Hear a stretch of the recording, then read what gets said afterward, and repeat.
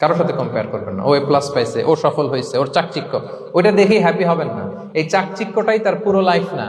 মানুষ যেটা শেয়ার করে ফেসবুকে, এটা হচ্ছে রিল। লাইফের কি রিল বুঝেন তো না? সবাই বুঝে মাশাআল্লাহ। Highlighted reel. আপনি কি মনে করছেন এই যে রিলের মধ্যে যতটুকু দেখছেন এটা পুরোটাই ওর লাইফ? না রে ভাই, ওরও অনেক কষ্ট আছে, ওরও অনেক ব্যর্থতা আছে, ফেইলিওর আছে, ওইটা ও ঢেকে রাখে, ওটা তো প্রকাশ করে না। দেখবেন আমরা ফেসবুকে ছবি শেয়ার দিলে কি করি, সবচেয়ে ভালো ছবিটা খুঁজি, হাসি দেওয়া, স্মাইলিং ফেস, স্মার্ট লাগতেছে, সুন্দর পিকচার হয়েছে, এটা দেই। কারণ আমি যে হ্যাপি এটা দেখাইতে চাই আমি সবাই, ঠিক কিনা? তার মানে আমার দুঃখের অংশটা তো আমি শেয়ার করি না। সো আপনি কারো চাকচিক্য দেখলে অবাক হবেন না, এটাই তার হোল লাইফ নয়। It's not the entire picture of his life. এটা হচ্ছে হাইলাইটেড রিল। এটা কি? সবাই বলেন এটা কি? সো কখনো কম্পিট করবেন না অন্যের সাথে। তাহলে কার সাথে কম্পিট করবেন? Compete with yourself. নিজের সাথে কম্পিট করুন, নিজের সাথে কম্পিট করুন।